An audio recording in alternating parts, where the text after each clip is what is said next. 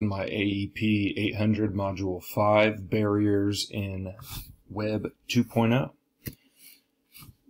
Summary of all of the articles that I watched. One video was that I learned my high school has a one-to-one laptop student-teacher initiative, and it's a great tool for students if a teacher utilizes them properly.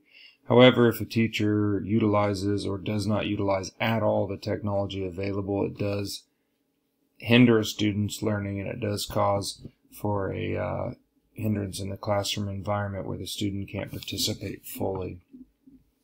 Barriers to using Web 2.0 article. My high school currently offers academies for a variety of disciplines. Technology is not one of those. I've learned that those academies are in areas such as welding, nursing, humanities, and aviation. Money has always been a concern when dealing with these academies, as students are asked to pay the community college rate for those classes, not just the high school fees that are pretty significantly lower than the college fees for public high school education. Another thing that comes into play with those is that the school doesn't appropriate the funds properly to buy the equipment and train the staff for use in technology integration on the regular ed side. That may be available in an academy side, but then again would not be something that's financially available to all students. 7 common barriers that obstruct that educational process in technology. That article was pretty interesting because I have a feeling that most schools have the desire to integrate the technology. They just either don't appropriate or have the funds to do so, whether it's that their student enrollment is dropping and they aren't getting the funding from the state, or they're not allowed to raise mill levies through taxation. But the use of technology in those schools is significantly lower because they simply don't have the funds and or resources in order to use those types of technologies. The other problem with that is that students at home don't have equal access to internet or high-speed internet. And if a teacher assigns an assignment that is required to complete online and the student goes home and doesn't have internet access, that student doesn't have a chance to complete the assignment.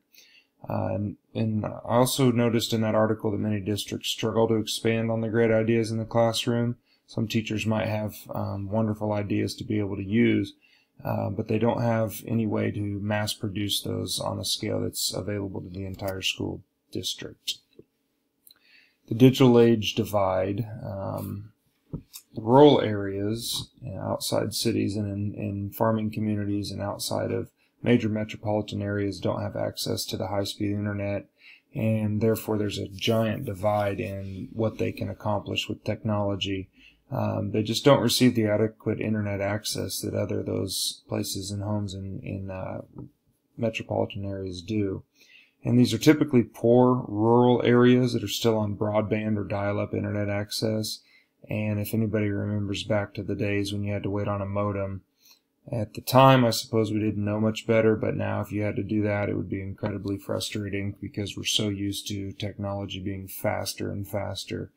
Then the question becomes, is it up to the government to decide should they regulate internet access to those areas and make the companies offer services so that there can be a competitive market for that equal internet access. I don't believe that internet access is a basic human right, and I don't think it's crucial to the survival of the human race. And so I don't know that everyone does deserve to have that equal access. Open educational resources. The free open resources idea is something I completely learned new from the ground up in this assignment.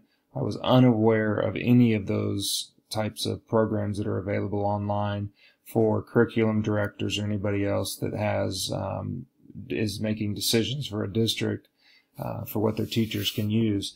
This is a way for teachers to get in a collaborative effort with other teachers around the country or the world for that matter in a specific discipline and come up with ideas that they can use as an open education resource for students.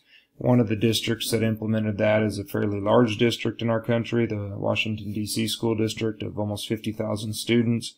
They implemented that in their English and language department, and that's been ongoing for about 6 years now. And I believe that was sort of a pilot program that they implemented, and they have seen some success with that.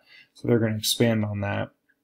And the overall idea with that is that teachers from across disciplines can create a curriculum that strengthens their teaching and their materials being taught to students. Now, the 8 questions that we came up with that were more personal to me is, first one, did I feel that the digital divide can be resolved? Why or why not?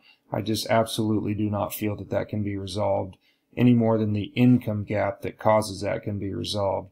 Somebody has always got to be lower than other people in everything we do in life, and others have to be above what others do in life. That's just a part of the human condition that's, I believe, inescapable.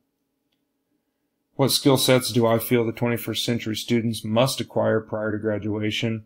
I summed that up in 2 words, and the 2 words are work ethic, and then I expanded that if only our students, no matter what discipline they were being taught or what their curriculum was, that if they could understand that their work ethic would be the determining factor of their success, then I think we would see a lot better test scores, we'd see a lot better achievement, we'd see a lot higher graduation rates.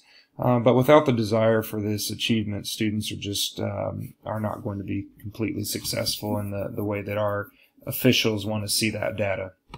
Next question was, what impact has the global economy had on my personal use of the internet? It's had quite a great impact on my personal use of the internet. I've traveled all over the world, and I've done so because of my desire to seek out information on the internet, as well as the practical side of it of booking plane tickets, train tickets, researching certain areas as I travel the globe. And as far as the global economy goes, I think that that's an important aspect of it, as many businesses can do trade via the internet that wasn't available even 10, 20, 30 years ago. What technology training do I see that still needs to be effectively integrated into my current position? I feel that I'm completely abreast on everything that's available to me with technology at my current position.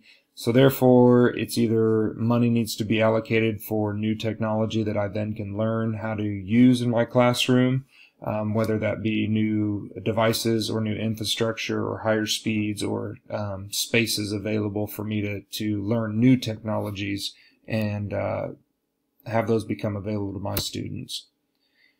Now, the question is my school district or everyone equipped with the 21st century technology? Absolutely not. Equipped would imply that we are fully funded, fully stocked on our equipment, and we're at capacity for everything that is available today. That's just simply not the case with my school district. In fact, I would say that they're far below, even close to being adequately funded and adequately supplied with the needs for our technology to teach our students how to enter the 21st century world after high school. What are the advantages of innovative practices in schools? I felt that the innovative practices, they're full of advantages actually, and that's not only for the students but also for the teachers. The teachers can gain knowledge, they can reach higher achievement levels in whether that be degree tracks or higher education degrees or higher certifications. The 21st century preparedness for students is all about the interaction with the teacher and interaction with themselves as they leave high school and enter either the armed services, the workforce, or higher education schooling. That allows them to be more equipped and better in tune with what's going to be asked of them. What disadvantages do I see to those practices? Well, I think that the students and staff feel quite let down when they're told the funds aren't available, or they see other schools or they hear of other students in neighboring schools with better technology than they have. I think that creates just a little bit of sense of letdown and allows them to see that their goals and their desires for technology use aren't being completely met within their school district. And if I experienced any problems with cyberbullying or other inappropriate internet use of my students, and I simply have not experienced this in my current position, I do understand that this is a big push right now, and I do understand that it's a real threat, and I am aware of it, and I do have understanding of the problems and how it manifests and how it is defined. and I will be aware of that, but I'm not currently dealing with any of those types of situations.